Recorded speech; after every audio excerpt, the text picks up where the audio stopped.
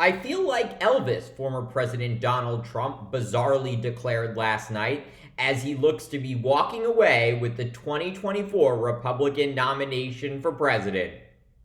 But could a possibly inadvertent disclosure by Trump complicate his legal defense in the Mar-a-Lago documents case? All that and more now on Graph's Grievances. Trump returning to Fox last night after a months-long absence for a cushy interview with Sean Hannity that quickly proved to be legally perilous. Trump acknowledging that reviewing documents he took from the White House after his presidency was something he would do, saying, quote, "I have the right to take stuff. I have the right to look at stuff." For the record, it's a crime to knowingly remove classified documents with the intent to retain them in an unauthorized location, i.e. Mar-a-Lago, Donald. The former president also taking shots at Florida Governor Ron DeSantis, who Trump said would be, quote, working either in a pizza parlor place or a law office right now if he, Trump, hadn't endorsed DeSantis for governor.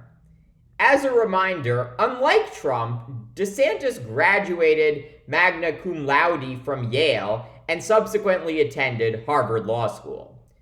Nevertheless, Trump's most surreal comments came with his promotion of his musical collaboration with January 6 defendants. Trump telling Hannity, quote, "The J6 is beating Taylor Swift. So now I feel like Elvis. It was #1.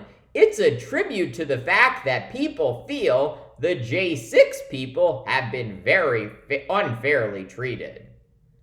So what are we to make of this totally bizarre interview disconnected entirely from reality? That's the question we must ask ourselves today.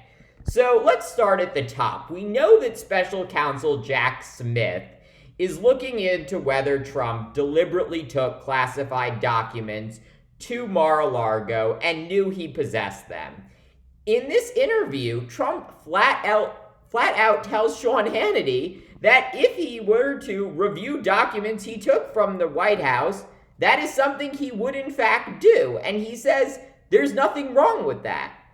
This interview is certainly going to give special counsel Jack Smith a lot to look over. Numerous times during the interview, Sean Hannity tried to give Donald Trump an out or a way to explain away the classified documents at Mar-a-Lago, but Trump never seemed to take the bait. He was adamant that he had the right to take the documents and hold them at Mar-a-Lago. The second thing we want to analyze in this interview is the fact that Trump is back on Fox. And why is this so significant? Not only is Fox the most watched cable news network, but also a big organ of the Republican Party. And for a long time, Trump had not been on Fox after the January 6th attack on the Capitol. And also after those revelations from the Dominion lawsuit against Fox News, where various Fox stars trashed Trump. You'll remember Tucker Carlson saying, "I hate him personally." Him was Donald Trump. That's who Tucker was referring to. In addition, Rupert Murdoch, who runs Fox, talked about how he was worried that Trump went too far.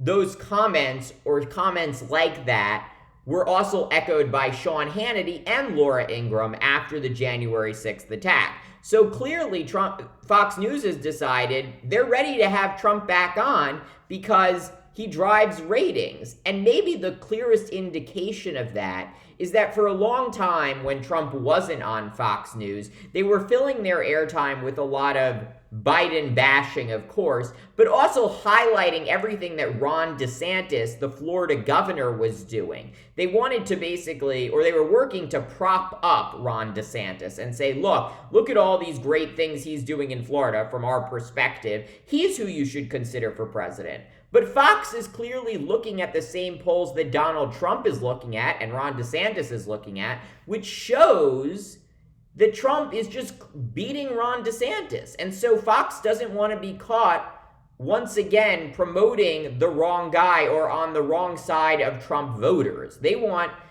to keep their audience tuned into what they're watching, and the way to do that is to make sure Trump is on their network.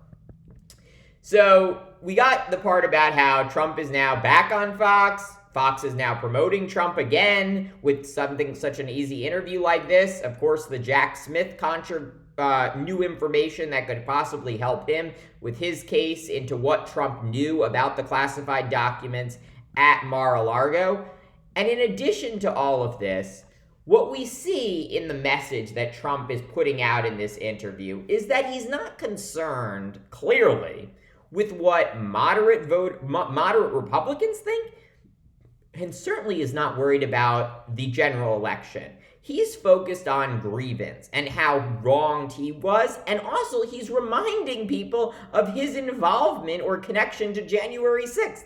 One might think he wants to separate himself from the violent action on that day and the attack on the Capitol. Or, for example, not remind people that he lost the election. But instead, Trump uses this interview with Sean Hannity to remind people that he's now collaborating on a song with January 6th defendants. And he seems to be proud of the fact that he's working with these people who are in jail already and could likely face very heavy charges or various long prison sentences for the actions that they took on January 6th. Of course, this is not something that's likely going to appeal to moderate Republican voters, or you always hear about the suburban swing voter, soccer moms. Like, do they want to vote for someone who's on the side of people who were committing violent action on January 6th? Even moderate Republicans, why would they want to risk supporting Trump again if they're afraid he's going to commit some sort of violence again or direct some violence? So you really have to wonder what was the goal of this whole interview. And it clearly seems to be that Trump feels like he can just say whatever the heck he wants and he's going to get the nomination again. Thanks for watching Graph's Grievances. Let me know what you think.